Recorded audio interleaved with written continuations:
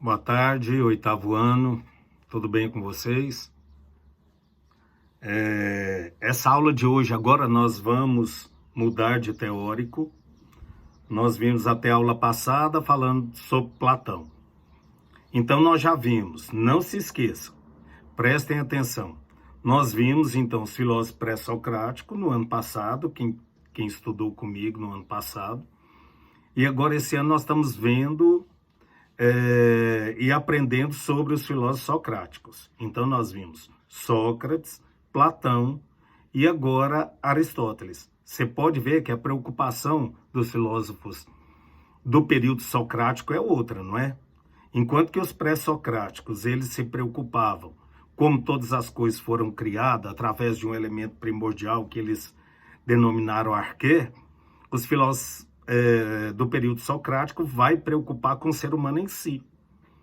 E Aristóteles, então, ele acaba sendo de grande relevância e acabou influenciando muito o mundo ocidental. Eu vou ler um pouco da biografia dele para vocês entenderem como esse homem, ele também é muito interessante. Vocês vão ver quem ele influenciou em relação a essa região da Grécia, de Atenas, Macedônia, toda essa região aí, coisas que vocês já viram com a Ana Cláudia, e agora vocês vão entender. Prestem atenção, então, um pouco na biografia de Aristóteles.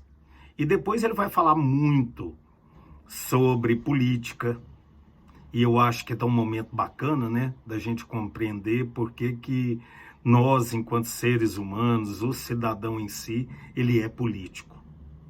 E agora, com o desenrolar da nossa política, está sendo legal conhecer, né, a política.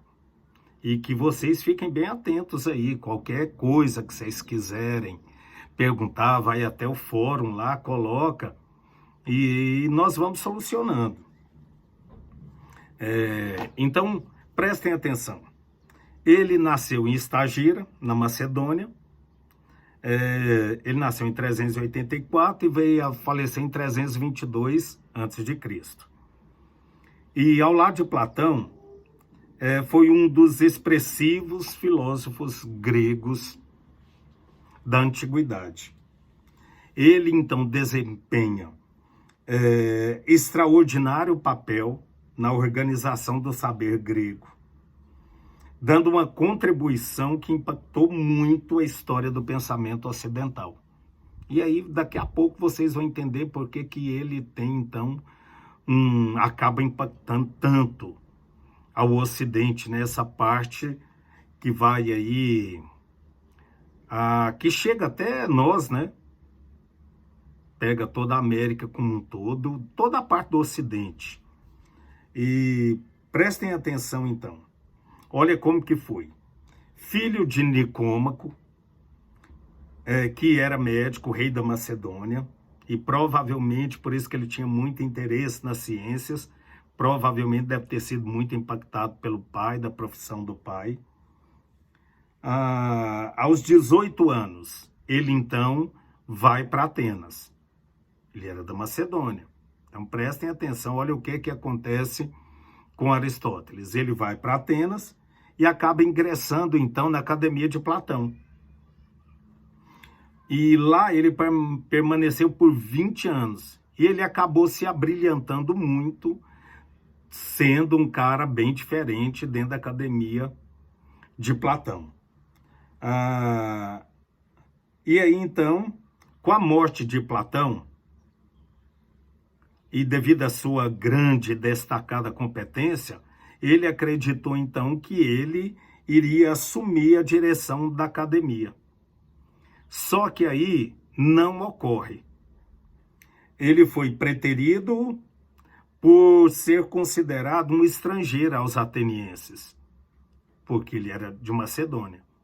Aí o que ele faz? Ele acaba se decepcionando demais e acaba deixando a academia, e ele então parte para a Ásia Menor. E aí então ele é convidado, quando ele está nessa região, ele é convidado então pelo rei Filipe II para ser professor do seu filho, que era Alexandre. Esse Alexandre é aquele Alexandre que vai se tornar o Alexandre o Grande. Então ele fica então como professor de Alexandre. E isso só vai acabar quando Alexandre acaba então assumindo a direção do Império Macedônio, lá em 340 a.C. Durante esse tempo inteiro, ele acaba, então, sendo o professor de Alexandre. Então, por volta de 335, ele regressa a Atenas e acaba fundando a sua própria escola filosófica, que é a chamada de Liceu. Ele coloca isso em homenagem a Apolo Lício. E ele fica ali, então, ensinando por 12 anos. Em 323 a.C., após a morte de Alexandre, os sentimentos anti-macedônicos ganham grande intensidade em Atenas. Devido a essa notória ligação que ele tinha com a corte macedônica, então acaba que Aristóteles começa a ser perseguido. E ele acaba, então, decidido largar Atenas, e ele fala a seguinte frase, dizendo o seguinte: querer evitar que os atenienses pecassem 2 vezes contra a filosofia. Por que ele estava se referindo a isso?